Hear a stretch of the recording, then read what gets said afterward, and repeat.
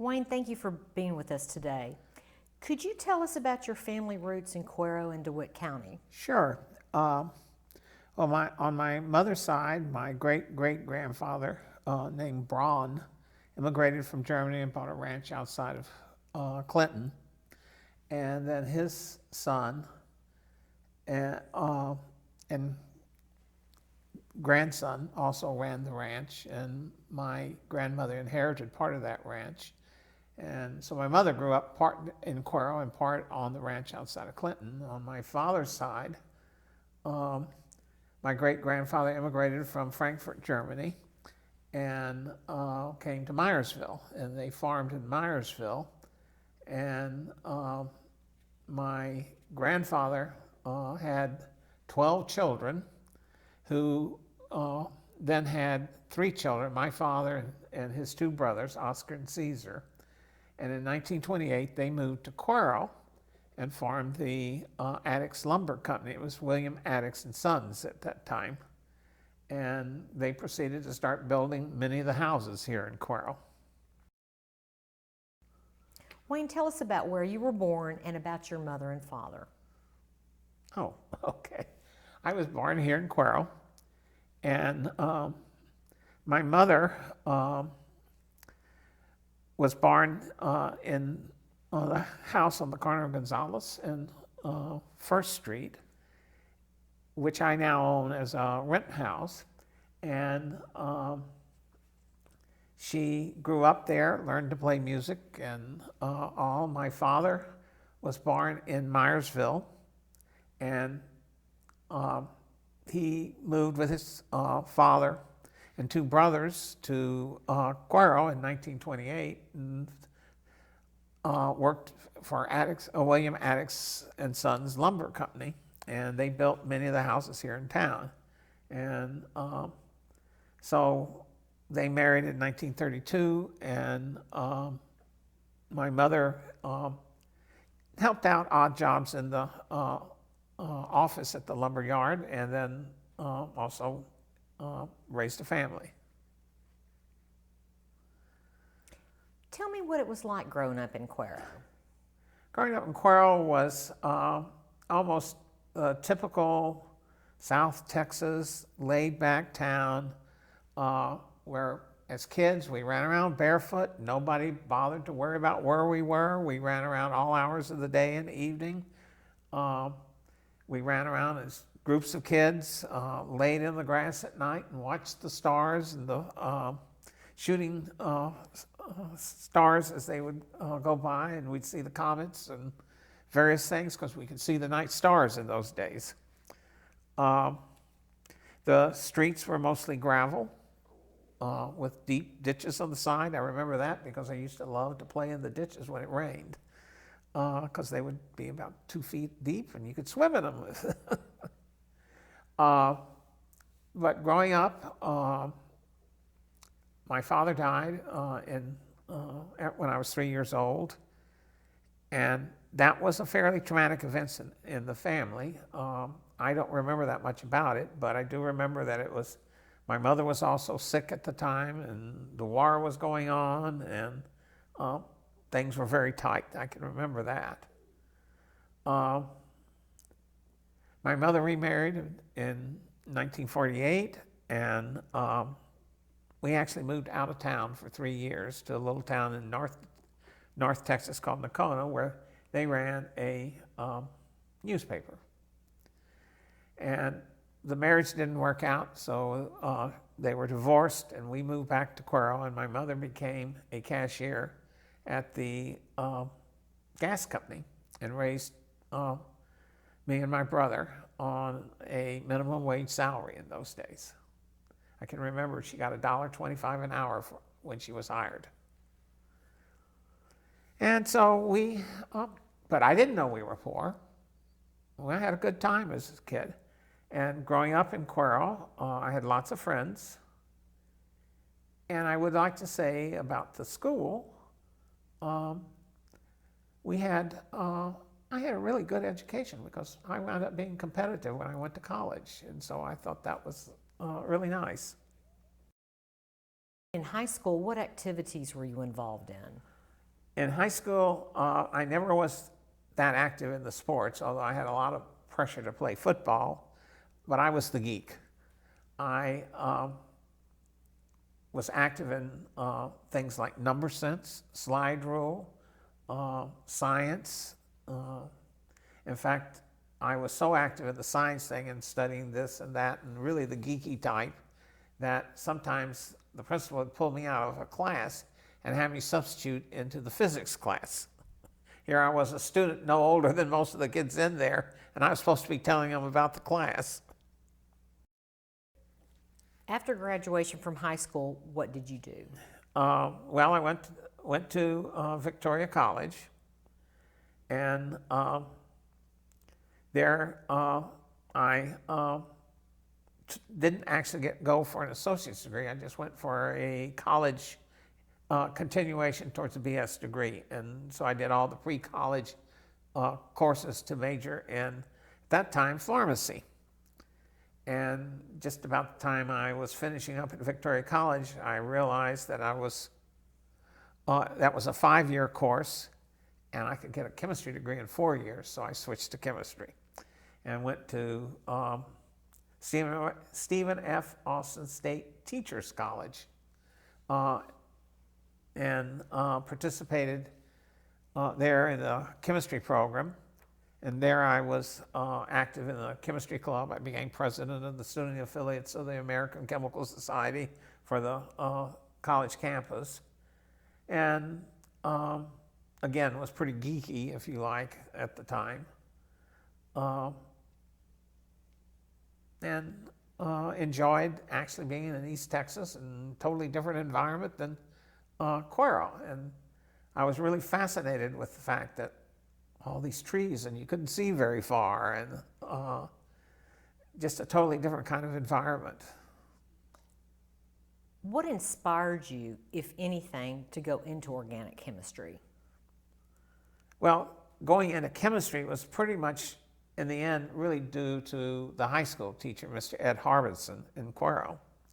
And that organic chemistry, I just absolutely fell in love with organic chemistry in college. I just loved it.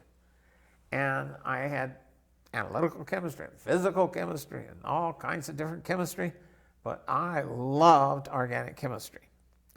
And so that was why I became an organic chemist.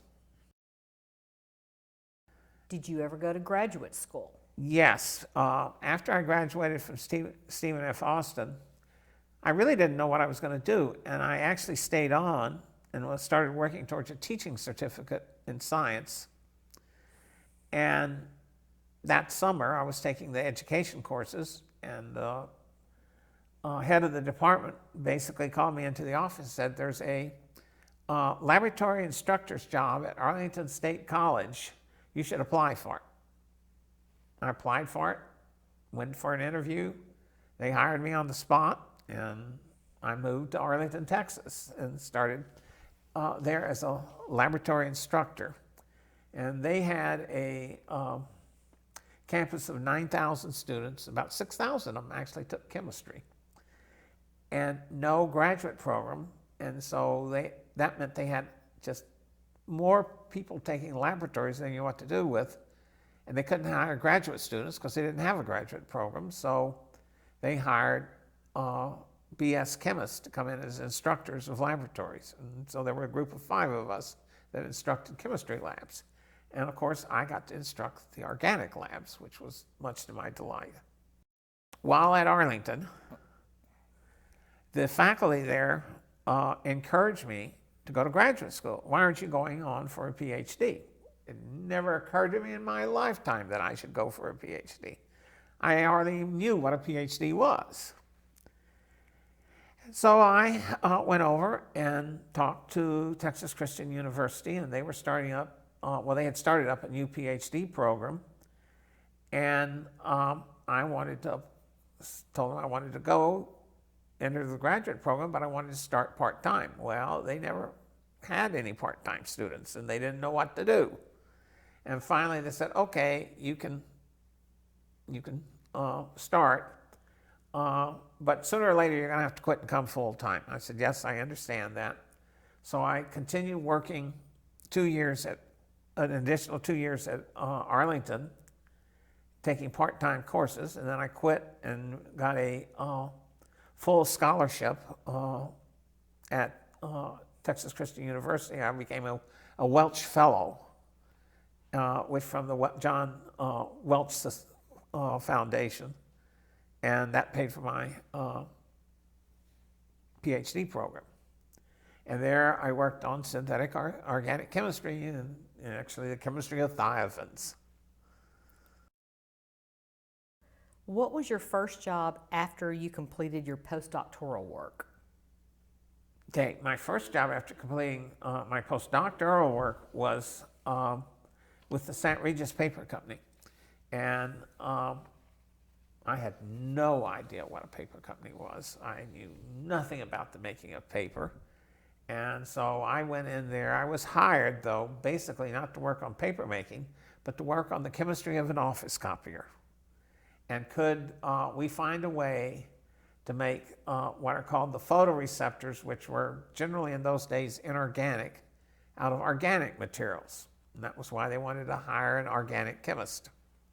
And I went in knowing nothing about photoconductors, nothing about paper making, and it was an eye-opener going into an industry where you dealt with not grams or ounces, but tons. And you had to think in different kind of terms, which I learned to do. And I also learned to speak engineering at the time because I found out that engineers thought totally different from chemists. And most of the people around me were engineers, not chemists. But I worked for St. Regis for a year. And I was actually enjoying the job, and I had actually developed some new photoconductors and was doing some interesting things. And I just didn't like the way they treated people. And I left. And I went to work for a Dressograph Multigraph Corporation, working on the chemistry of office copiers. And I actually loved that job.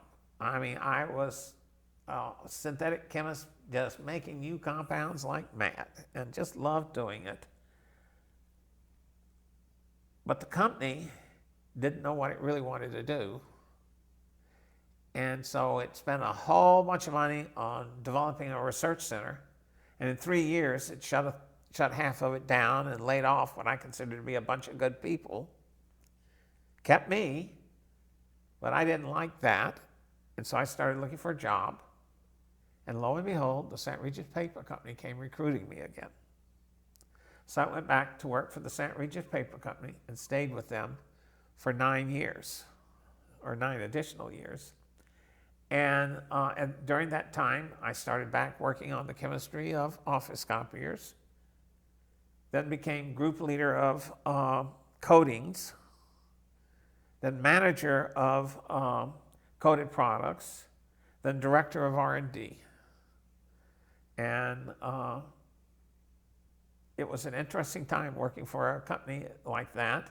And I learned to work on paper machines that were 30 feet wide and running at 3,000 feet a minute, and you had about 2 seconds to perform the chemistry. So it was a fun time. Sounds like it. So, are there any other jobs that you had after St. Regis and a Dressograph Yes, that you want to tell us about? Yes,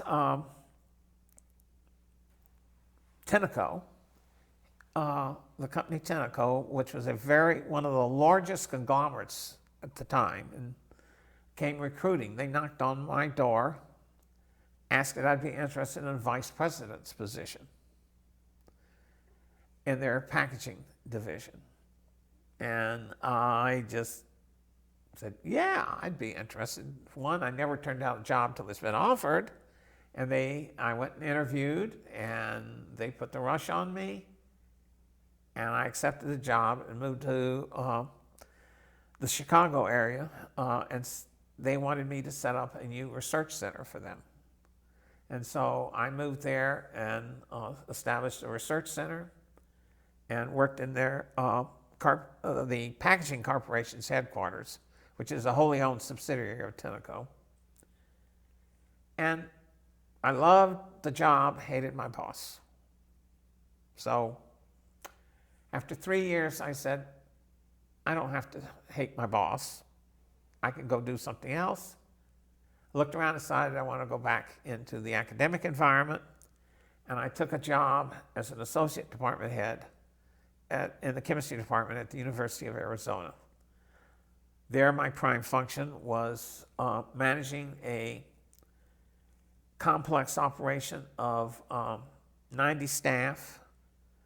I was not there to manage the 30 or the 40 faculty members. I was a faculty member myself. But there were world-class PhD scientists who generally faculty don't know how to manage, and they wanted someone who had management experience to come in. In addition to that, I managed all the other staff, secretaries, and so forth, and they had a cash flow through the department of about $24 million. So it was a full-time job, and I taught one course a semester maybe. How many years were you with the University of Arizona? I was with the University of Arizona 18 years and retired from there. And what year did you retire? I retired in 2003, and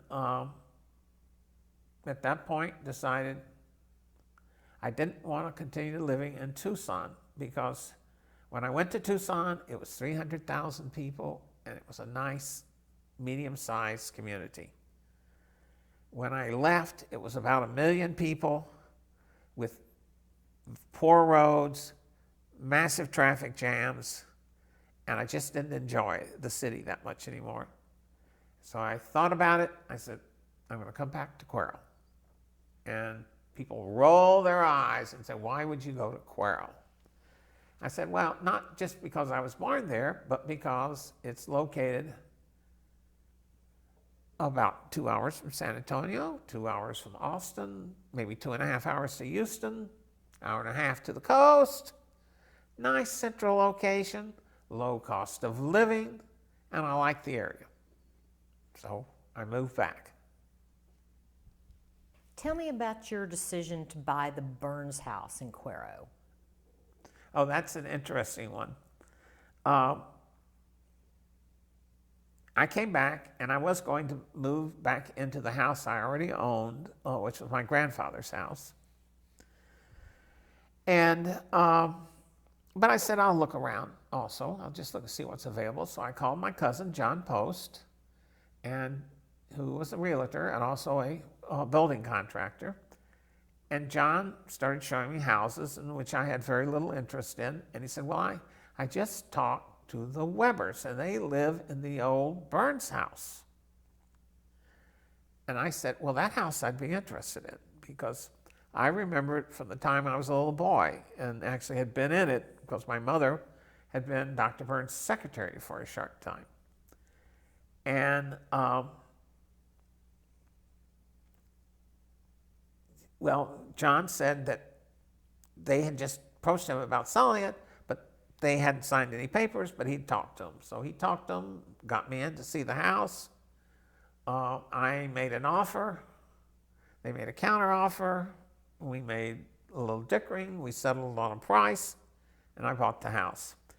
The story that I have to tell you, though, that went around town was that I was driving down the street, saw this house, parked, walked up to the door, knocked on it, the door. They answered the door and said, I'm going to buy this house. How much do you want? And that's what went around all over town. Nothing could have been further from the truth. So after you moved to Cuero and settled in, how did you become involved with the Cuero Heritage Museum? After about 6 months, I had pretty much got the house the way I wanted it and so forth, and I started looking for other things to do. And my neighbor, Joe Royce, and I was talking. I said, Joe, I need to find some other activities to get involved with in town. And he said, oh, there's plenty to do. And about 2 days later, Mike Weber called me up. Mike said, I hear that you're looking for something to do, and you would make a great board member on our museum board. Okay, I'm always interested in history. I'd be happy to join. And I didn't know Mike well. He knew my brother quite well, but I knew him enough to think of him as a good guy. And so I joined the board, and oh gosh, that was the most boring, terrible thing I'd ever done. Nobody did anything. Nobody wanted to do anything. We sat around and sucked our thumbs and spent no money and didn't have any change of exhibits. What was there was there. And we'd talk about doing something but never did anything. And so I missed, for some reason, I missed 2 board meetings in a row. And at that last board meeting, something happened, and the then chair of the board resigned, and about most of the members resigned of the board. And so there was nothing left. Well, I'm in Walmart, and Mike Weber comes up to me and says, "What are we going to do? How can we do something to save the museum?" He loved that museum. He really loved the museum. And I said, "Well, Mike, we have to get a new board that's active, can do something, and you can be the chair, and we'll start again, and we'll have some rotating exhibits now, not just static exhibits." And we talked a little bit more how we could do it, and he thought that was a good idea, except you're going to become the chair. Well, I don't want to be chair, Mike. Well, yes, you're going to be chair. So he got a board together, and it was really a pretty good start for a board. And he nominated me as chair, and I was elected unanimously, and I've been chair ever since, for the last, since 2005. What was it like to come back to Cuero 40 years after you left? In some ways, strange. Disconcerting a bit, because I knew an awful lot about Cuero, and an awful lot I didn't know about Cuero, because I had a 40-year gap in my knowledge. And so people would say, "How do you know that and don't know what happened in 1975? I'd say, "Because I wasn't here." But, and I still have that problem today, because there's that huge gap that I didn't know these people who were in town, and I didn't know the movers and shakers in the 1980s and so forth. But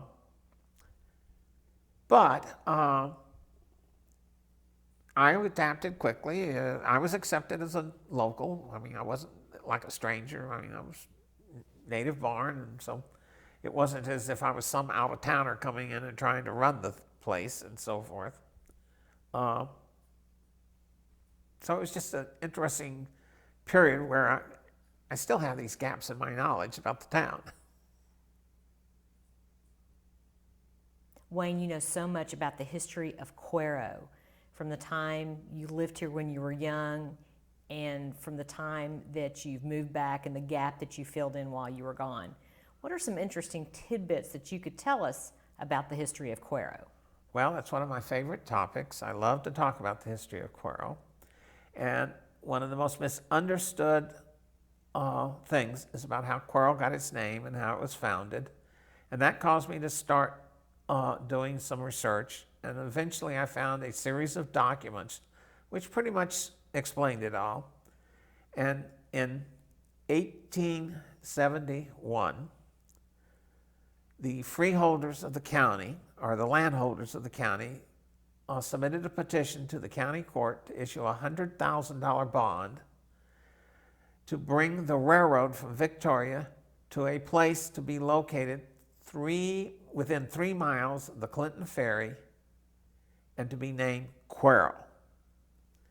Now, interesting enough, about the same time, the Cuero Land and Immigration Company was formed by a number of prestigious people in the county, wealthy people in the county. They bought 4,000 acres, and they gave the railroad, as soon as the bond issue passed, they gave the railroad 100 acres in the middle of their property, which happened to be within 3 miles of the Clinton Ferry, and it would be the terminus of the railroad.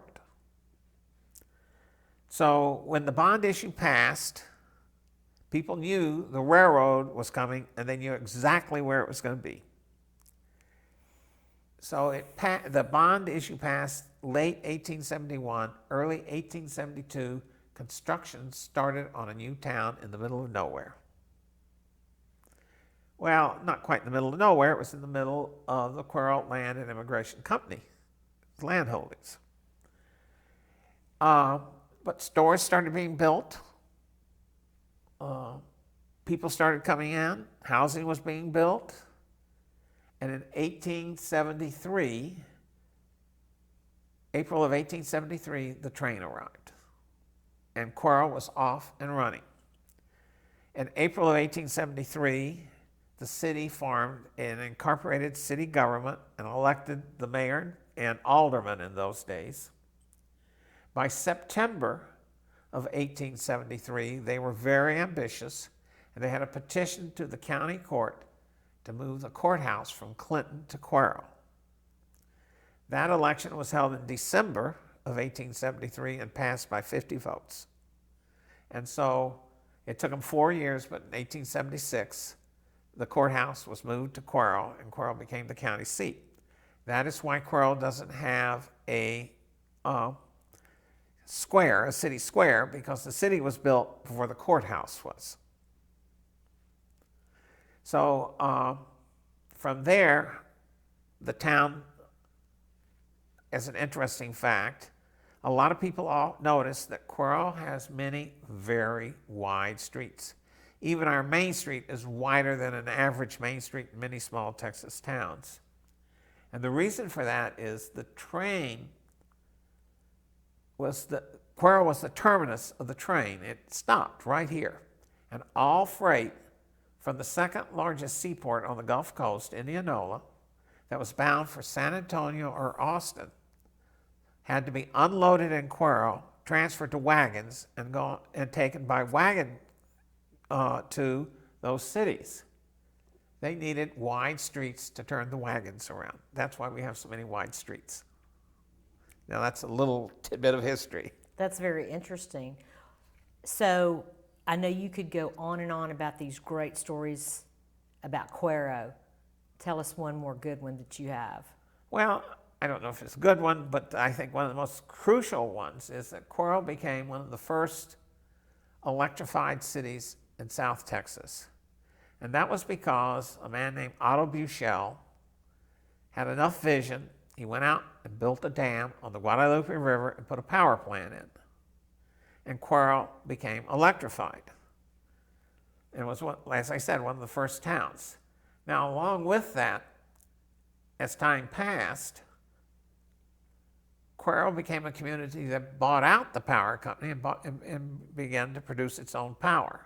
Not produce its own power, but was the distributor of electricity. That was incredibly conflicted at the time. There was a lot of people who were very opposed to it. Today, it was considered a brilliant stroke. Electricity rates in Cuero generally are much lower than the surrounding cities, and the city gets a fair amount of revenue from that. So I just always thought that that was one of the founding fathers of the community, had enough foresight to do something called electrification.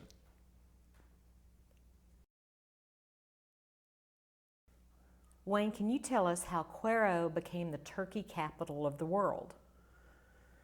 Yeah, it's an interesting thing. Around 1900, turkeys were believed that they could not be raised in cages, but had to be field raised. And we had ideal territory for growing turkeys, and Cudahy built a plant in Cuero for the processing of turkeys, so that encouraged the local farmers to start producing lots of turkeys. Because they were field raised, they could literally herd them like cattle to market. And they would gather them in a big vacant area in Cuero and drive them to market literally down Main Street to the slaughterhouse. And in 1911, the most popular dance in the country was the turkey trot. It was a foxtrot, and it was considered so risque that it was banned in Boston, which I believe made it ever more popular. And the city fathers said, maybe we could have a celebration and attract some tourists. So in 1912, they started a celebration called the Turkey Trot. And the governor came down. Military people came down. It was amazing, the crowds that came down. They had more people than they knew what to do with came to see all these turkeys marching down the street. And the city did it with what I call a tongue-in-cheek fun thing. And so, you know, you've got a celebration, let's have, well, we don't have to have a king and queen, let's have a sultan and sultana after the country turkey. And so we had a sultan, Yurtek, which is turkey spelled backward, and a sultana, Orik, which is Cuero spelled backwards. And it became a special recognition if you got to be selected sultan and sultana throughout the years. So Cuero became famous because of turkeys, and naturally then it just claimed to be the turkey capital of the world. So, Wayne, is Cuero still the turkey capital of the world? Well, in reality, no. But in, how can I put, faith, if you like, we claim we are. Now, we have a sister city called Worthington, Minnesota, which also claims to be capital of the world. It's hard to be turkey capital of the world when you don't raise any turkeys in the area, and we don't sell any processed turkeys anymore. That business is long gone. So by name, we claim to be turkey capital of the world, and we still celebrate being turkey capital of the world, so I guess that still makes us turkey capital of the world. Over the years, how has the Turkey Trot event evolved? Well, the Turkey Trot event actually no longer exists. And the reason for that is that over the years, the turkeys began to be bred to have very large breasts and very weak legs. And they have trouble walking any great distance, and you couldn't herd them to market anymore. So they would gather the turkeys up in a central location and march them down the street. Well, even though it would be November, relatively cool, the turkeys started collapsing. And in 1972, they were collapsing at such a rate they actually had turkey ambulances to come by and rescue the turkeys. Well, after that event and the realization this couldn't go on anymore, Turkey Trot was canceled. And after a couple of years, people said we need to continue some kind of turkey celebration. We were, after all, the turkey capital of the world. We are the turkey capital of the world.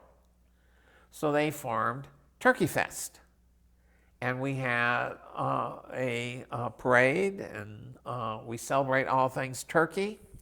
And we discovered that Worthington, Minnesota also claims to be turkey capital of the world, and so we have a competition with them. We train a turkey to race, they turn a turkey to race. We go up with our turkey and race in their location.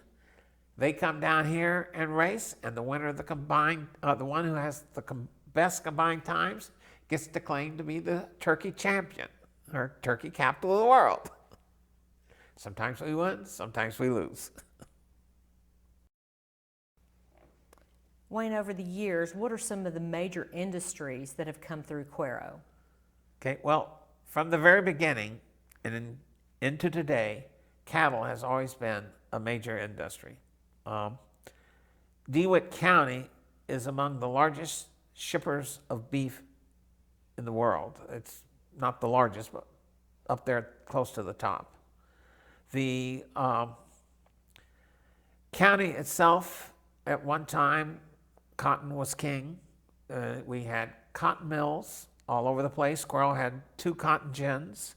It had one of the largest cotton compresses in the state. And we had the largest cottonseed oil mill, I believe, in the country at the time. And all this was cotton products produced in a really big time business. Today, there's no cotton grown in DeWitt County. That has all gone to either Arizona or to abroad. Oil became a major business, then a bust. A big business again, and a bust. Then big business, and now it's busted again. And it's one of those boom cycles, and it will boom again at some point. Until recently, we also had a very large cotton weaving mill, made canvas products, and it was a very successful plant. It closed not because of its product, but because the owners wanted to consolidate all their manufacturing in a central location. Over the years, we've had some electronic businesses. They come and go. They were never that big, but they provided, and we had a big furniture manufacturing plant for a while. And they made commercial showcases for stores. And that was quite successful. But that too eventually closed. Wayne, tell me about the Tupperware company that should have been located in Cuero. That's an interesting story. Vernon Tupper, in 1948, was really just coming out with Tupperware. And he was playing with all kinds of products he could make and all. And the Chamber of Commerce recruited him to consider coming to Cuero and putting a plant out where Brayton Field was located. He came down and he really liked the place. I could tell. Now, I was only 8 years old at the time. I know him simply because he came to our house and had dinner at my house a number of times. He loved my mother's cooking. And in fact, he asked me what I wanted to do, and I said something about going to the zoo in San Antonio, and he had his son driving me and my brother to San Antonio in his Cadillac convertible. Oh, we thought that was the cat's meow. Anyway, he had this big plan to put in a Tupper manufacturing plant in Brayton Field, and the local business people began to realize that this would drive up wages. And they didn't like that. And they put up every barrier they could till he finally said enough and left. Wayne, I understand that Cuero has a rich military history. Can you tell us about that? I can't talk a lot about it. I mean, we certainly have a rich military history. I'm amazed at the contributions that our people made in the various wars. We have a Medal of Honor winner. We have the first black who had a ship named after him, black sailor, Leonard Roy Harmon. I know that we've had a number of people go to West Point. We've had several generals produced, and a number of heroes, I guess is the best way I can say it, that came out of each and every war. During World War II, I understand that there was a base that trained pilots here. Can you tell us about that? Yes. Actually, before the war started, Terry Newman, then mayor, of the town realized we were going to go to war. And he actually started recruiting to get a training field here. He approached this company run by Mr. Brayton. I can't remember his first name. It was Brayton Frying Field. They trained pilots. And they actually started setting up a base to train fighter pilots for the Army, because there was no Air Force at the time. So this was literally the Army Air Force. And Brayton Field was set up, and immediately at the advent of war was training pilots. And they produced a fair number of pilots for the war effort. Many of those pilots have come back to Cuero and toured our museums and whatnot. Now their children and their grandchildren are coming back and touring those museums. But the effort was literally done by locals who saw that there was an opportunity to benefit Cuero and the war effort simultaneously. What are your views about Cuero in today's world and Cuero going forward? Well, Cuero is in a transition stage right now. It's had a couple of oil booms, and now we have a real oil bust. And so now we have a lot of housing for sale. We lost our major industry in the Brentex Mills weaving mill closed, and 400 people lost their jobs. And so Cuero has to find a way to bring new industry in and find other ways to attract people so that we can become a tourist spot. I think that for one of the simple reasons that I moved to Cuero, we are an easy day trip from 3 major cities.